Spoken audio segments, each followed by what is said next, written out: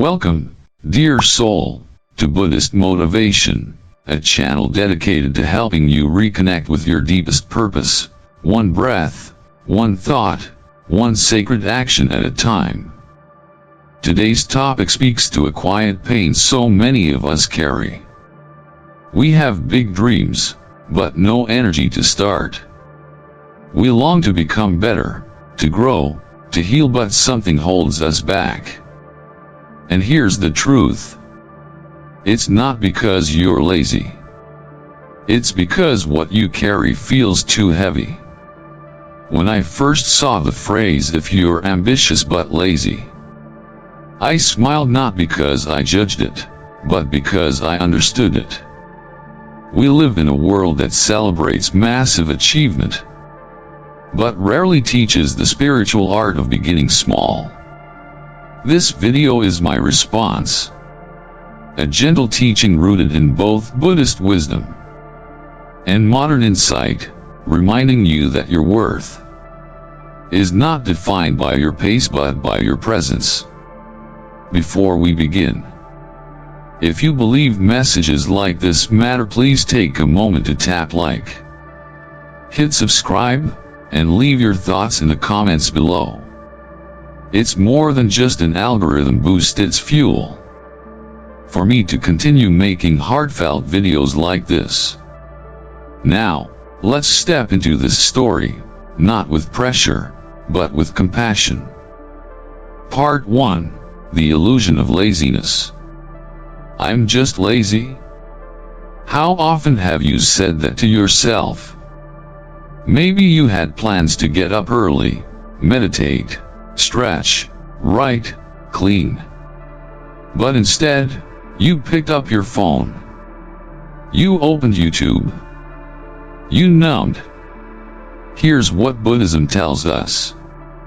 You are not your thoughts, and you are not your patterns. Laziness is not an identity, it is a hindrance, described in Buddhist texts as a cloud that temporarily covers the light. In the Satipatthana Sutta, Buddha speaks of the 5 hindrances that cloud the mind and block the path to realization. Sloth and torpor is one of them. It makes us feel heavy, dull, uninterested in life. But what's the antidote? Not punishment. Not shame. Mindfulness. Investigation. Loving awareness. The moment we see the fog for what it is, a passing cloud, we begin to wake up. Part 2. Understanding the brain's need for comfort. Modern science agrees, your brain is designed to avoid pain and seek pleasure. That includes mental pain, like stress, confusion, or the fear of failure. So, when your brain sees a big task like starting a novel, beginning a workout, or launching a business, it sounds the alarm. Too hard. Too big. Too risky. And you retreat. Not because you're incapable, but because you're overwhelmed. In the Dhammapada, the Buddha says, as a fletcher straightens an arrow, so does the wise man straighten his mind. To straighten your mind means to train it gently and repeatedly so it doesn't get frightened by the size of your dreams. The secret? Shrink the task. Part 3. Shrinking the task, the power of one step. Let's say you want to write a book. Your brain sees 200 pages. Too much. So it shuts down. But what if you wrote just one sentence? What if that's all you expected of yourself? Suddenly, there's no resistance. No pressure. Just movement. This is the essence of anuppabhasik in Buddhism, gradual training. The Buddha didn't overwhelm his disciples. He taught one teaching at a time, with one breath of mindfulness.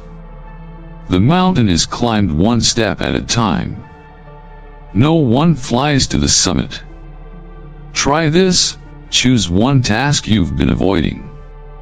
Now commit to doing it for just 2 minutes. Not to complete it. Not to perfect it. Just to begin. Want to read more? Read one paragraph. Want to exercise? Do 10 jumping jacks. Want to meditate? Sit and breathe for 2 minutes. That's it. This is not laziness. It's strategic compassion. And in Buddhist practice, compassion is the strongest force for change. There was once a young novice monk who hated cleaning the monastery floors. Each day, he found excuses. He was too tired, too busy with chanting, too distracted. One morning, his teacher gave him a task. Today, he said, you will not clean the whole hall.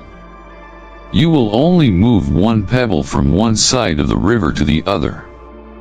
The monk was confused, but he obeyed. He did it again the next day, and the day after. After a week, he began moving 2 pebbles, then 5. Eventually, the entire riverbank was rearranged, 1 pebble at a time. The teacher smiled and said, now, you understand how the mind is trained not by force, but by flow. Part 4. The freedom of routine, sacred structure. In the Buddhist monastic life, there are hundreds of rules not to punish, but to liberate the mind from chaos. Routine creates order. Order creates clarity. Clarity creates freedom. You don't need 100 rules.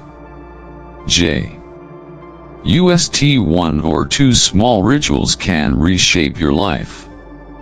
Try this. Place your workout clothes by your bed. Drink a glass of water upon waking. Light a candle before journaling.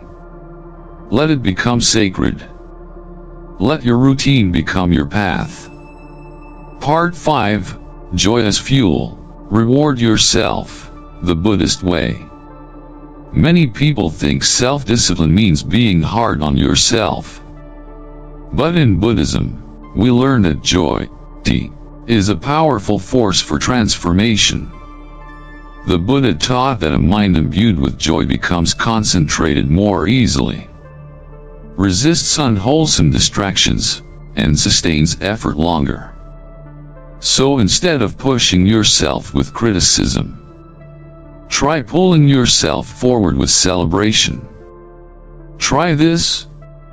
After writing 1 paragraph, sip your favorite tea mindfully. After exercising for 2 minutes, smile and say, I showed up. After 1 small meditation, listen to your favorite calming song. This is not indulgence.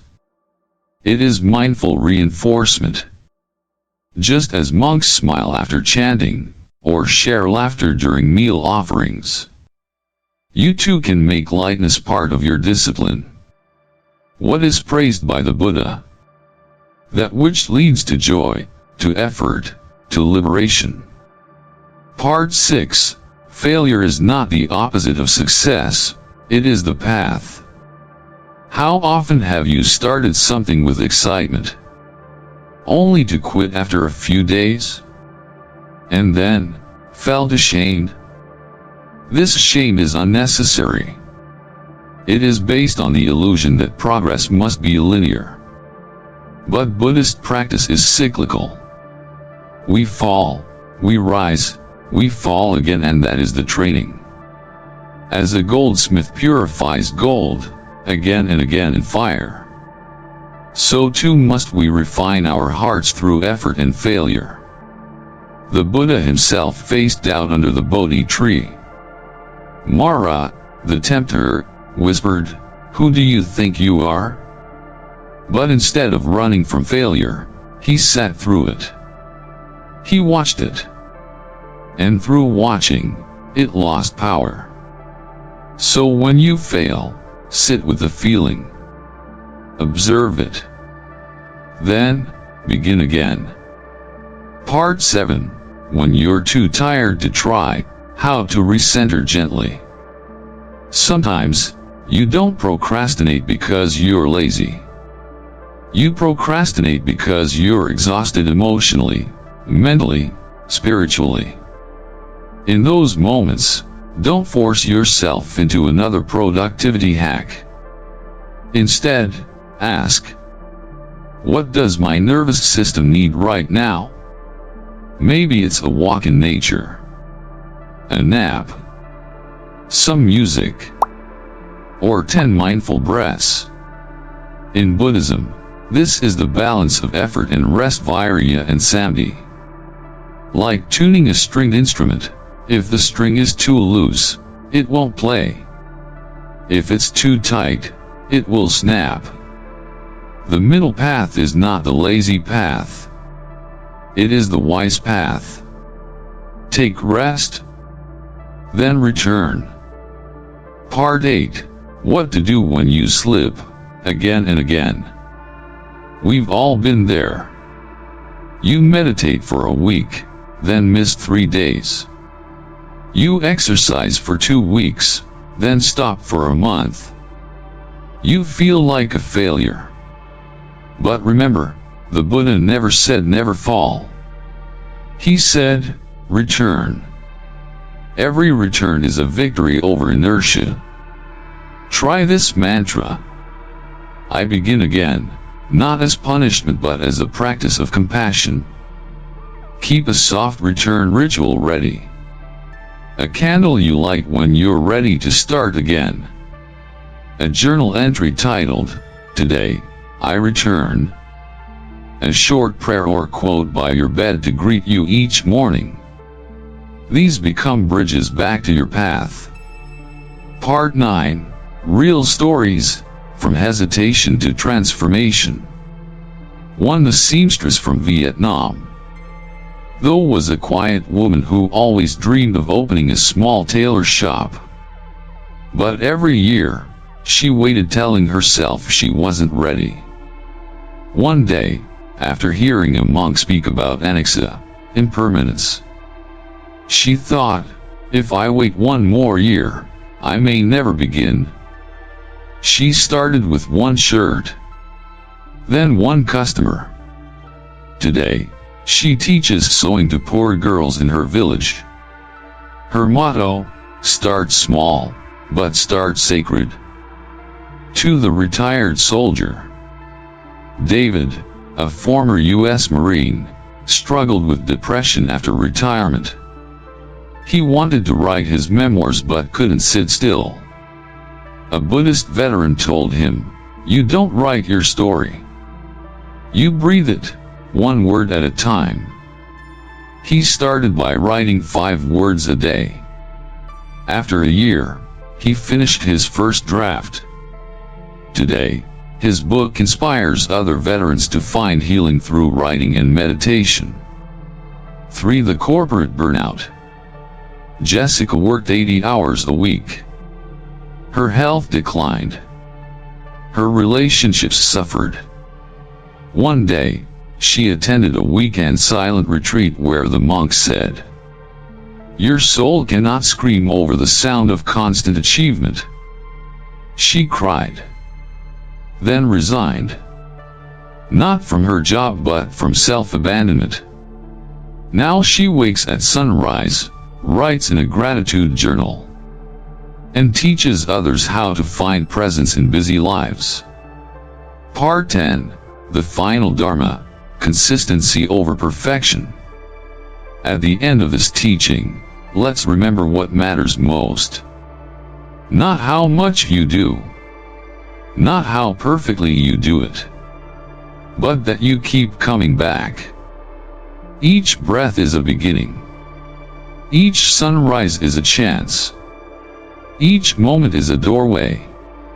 Even a single candle can light 1,000 others. So today, be the first spark, Begin with one sentence, one step, one breath. Let that be your temple. So now, dear friend, you've heard the whole message.